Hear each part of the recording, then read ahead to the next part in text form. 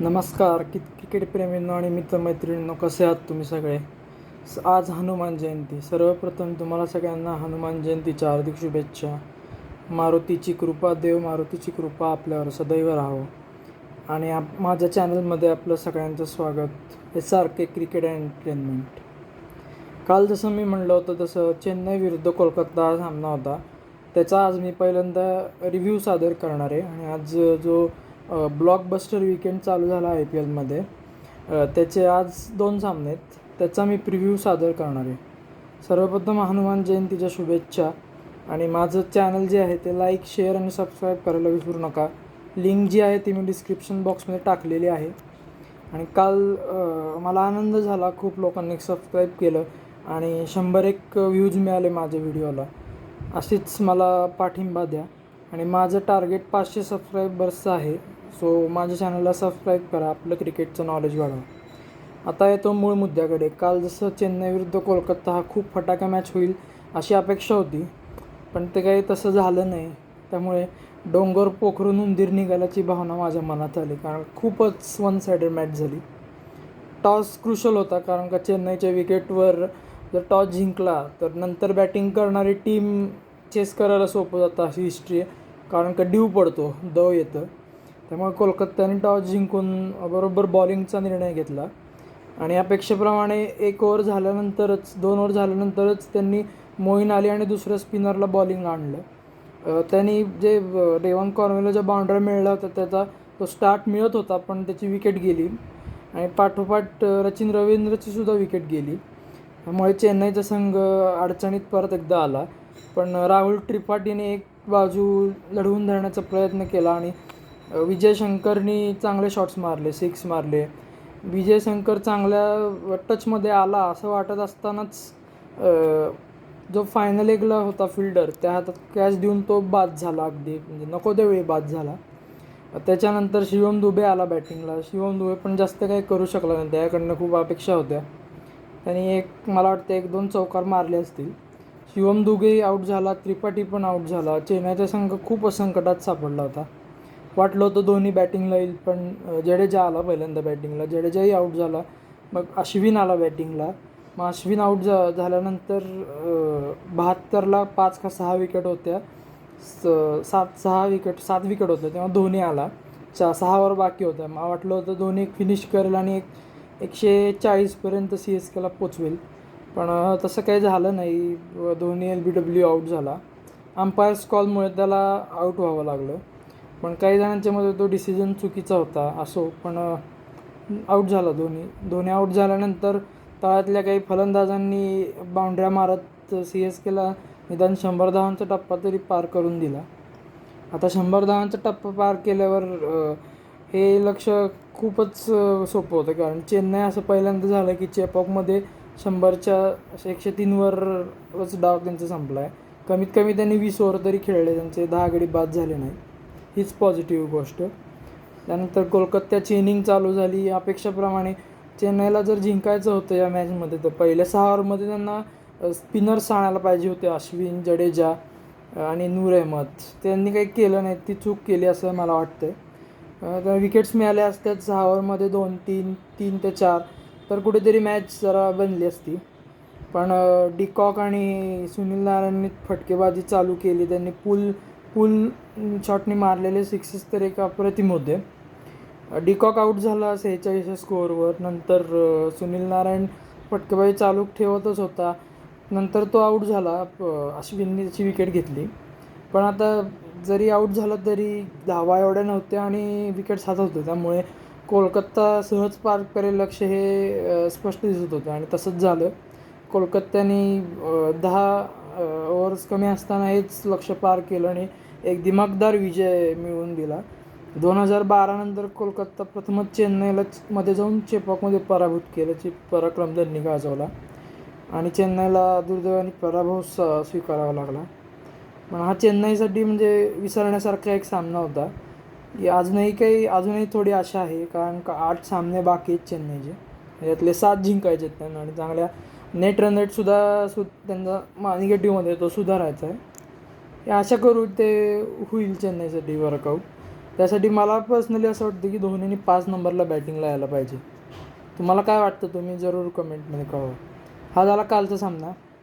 पण आज खूपच चांगल्या मॅचेस आहेत. आज म्हणजे दुपारी लखनौच्या जी सिटी ऑफ नवाब म्हणून ओळखलं जातं ते लखनौच्या एखादा स्टेडियम नवीन जे झालं आहे स्टेडियम त्यामध्ये लखनौ सुपर जायंट्स आणि गुजरात टायटन्स यांचा सामना होतो आहे.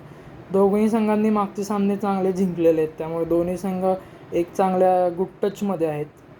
मला लखनौचं पारडं थोडं जड वाटतं आहे बॅटिंगचं बघितलं गेलं तर, कारण का लखनौकडे दोन्ही ओपनर्स त्यांचे एक्सप्लोजिव्ह आहेत. ओपनर्स एडियन मार्क्रम साऊथ आफ्रिकेचा कॅप्टन आणि मिचेल मार्स ऑस्ट्रेलियाचा एक तडाखेबाज ओपनर, त्यामुळे ते स्टार्ट चांगलं मिळवून देतात. आणि तो 3 नंबरला जो येतो निकोलस पुरन, मला तर वाटतं तो पुरणपोळी खाऊनच बॅटिंगला येतो म्हणून त्याचं नाव निकोलस पुरन ठेवलं आहे.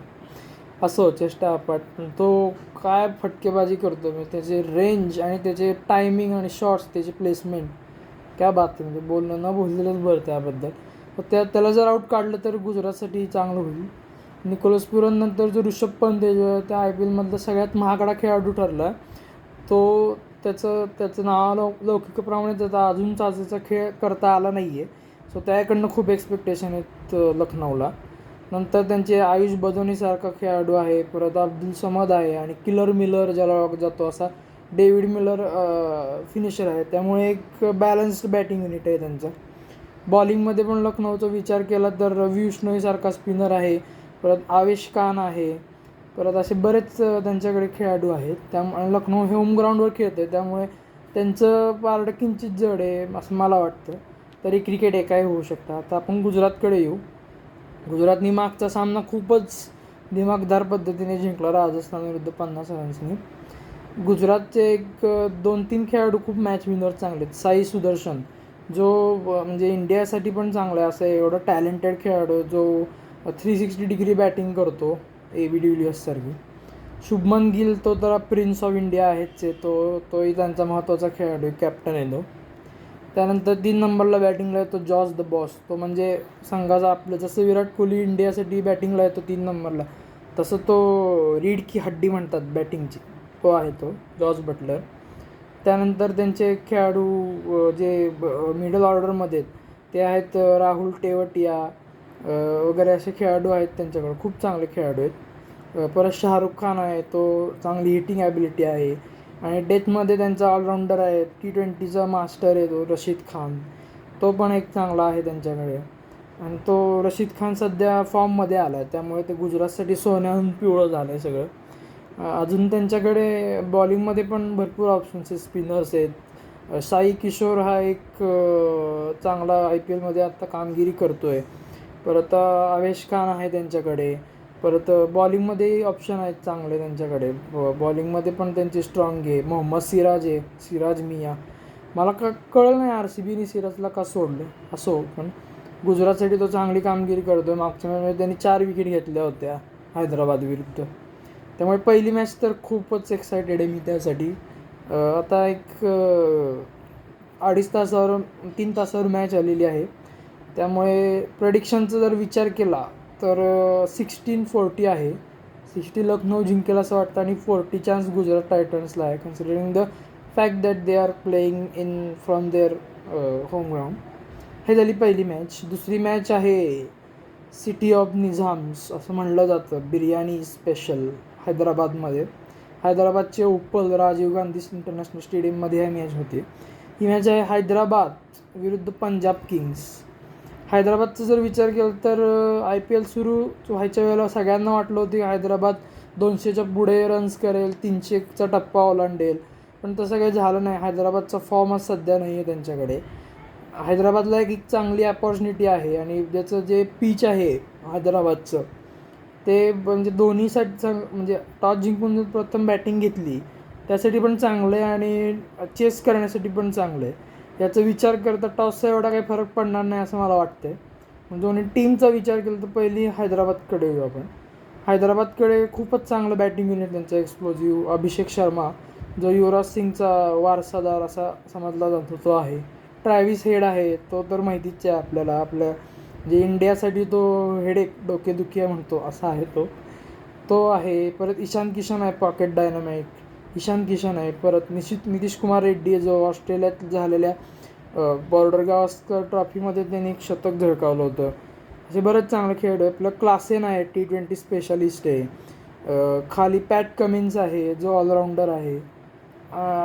असे एक स्ट्रॉंग बॅटिंग युनिट आहे त्यांचं. फक्त त्यांचं 2-3 मॅचमध्ये तेवढी चालली नाही बॅटिंग. आशा करू या मॅचमध्ये आहेत चालेल त्यांची बॅटिंग. बॉलिंग युनिटमध्ये पण त्यांचं चांगलं आहे जे हैदराबादचं जयदेव उनाडकट आहे, मोहम्मद शमी आहे जो स्विंगचा मास्टर आहे, परत पॅट कमिन्सचं तर आहेच आहे बॉलिंगला. त्यामुळे त्यांचं असं एक बॅलन्स्ड युनिट आहे. आणि त्यांच्या सनरायझर्समध्ये त्यांचा लोकल फॅन्सचा खूप सपोर्ट आहे त्यांना. त्यामुळे आशा करू की जे चेन्नईला काल जमलं नाही ते हैदराबाद आपल्याला करून दाखवेल. दुसरी गोष्ट पंजाबचा विचार करता त्यांचा जो कॅप्टन आहे श्रेयस अय्यर, त्याने टीमचं सगळं माइंडसेटच एकदम बदलून टाकलेला आहे. तो सुंदर फॉर्ममध्ये आहेच आहे. तो चांगली कॅप्टन्सी करतो आहे. पंजाबकडे पण बरेचसे मॅच विनर्स आहेत. मागच्या मॅचमध्ये चेन्नईविरुद्ध तर प्रियांश सिंग नावाच्या एका गुणवान माणसाने 100 केले. ते one of the best innings म्हणून IPLची. एक हाती त्यांनी पंजाबला 219 धावांचा टप्पा ओलांडून दिला. आधी विकेट पडतोय तरी तो फटकेबाजी करत होता. हीच त्यांची स्ट्रेंथ आहे पंजाबची. श्रेयस अय्यर मागच्या मॅचमध्ये आऊट झाला. या मॅचमध्ये तो चांगली खेळी करेल अशी अपेक्षा आहे. परत त्यांच्याकडे मिडल ऑर्डरमध्ये मार्कस स्टॉयनिससारखा ऑलराऊंडर आहे ऑस्ट्रेलियाचा. ग्लेन मॅक्सवेल आहे. त्यांना एवढी नावाला नौकिकाला साजेशी अशी कामगिरी नाही करता आली. आशा करू या मॅचमध्ये ते करतील. त्यानंतर पंजाबचं याचा विचार केला आपण लोअर बॅटिंग ऑर्डरचा, तर त्यातसुद्धा त्यांच्याकडे चांगले खेळाडू आहेत. त्यांच्याकडे शशांक सिंगसारखा गुणवान फिनिशर आहे जो फिनिश करू शकतो. परत बॉलिंग डिपार्टमेंटमध्ये पंजाबचा विचार केला तर त्यांच्याकडे अर्शदीप सिंगसारखा उत्तम स्विंग करणारा बॉलर आहे. परत युजवेंद्र चहलसारखा एक दर्जेदार स्पिनर आहे. चतुर चलाक चंचल असं त्याला म्हणतात, चहलचं ते आहे तो त्यांच्याकडे आहे. परत लॉन्की फर्ग्युसन आहे जो स्लो बॉल टाकून डेथ ओव्हर्समध्ये चांगली बॉलिंग करू शकतो. असं जर विचार केला तरी आजच्या दोन्ही मॅचसुद्धा ब्लॉकबस्टर आहे. आशा करू कालच्या मॅचसारखी दोन्ही मॅच आजच्या होऊ नये. एक चांगला क्रिकेटचा सामना आपल्या सगळ्यांना बघता यावा हीच आशा करू. आणि अजून एक म्हणजे काल मी ऑब्झर्व केलं बरेच जणांनी सबस्क्राईब केलं पण कमेंट बॉक्समध्ये कोणी म्हणजे काय कमेंट्स मांडल्या नाहीत. माझा असं सल्ला आहे की म्हणजे कमेंट्स आपली काही मतं जी मांडा, माझं काय चुकतं आहे कुठं ते सांगा, ते जे मला इम्प्रूव्ह करता येईल. आणि आपण हे जे सगळं करतो आहे त्याच्या एक माध्यमातून एक क्रिकेटचं IPLचं लोकप्रियता वाढेल, जी ऑलरेडी आहे पण अजून वाढेल.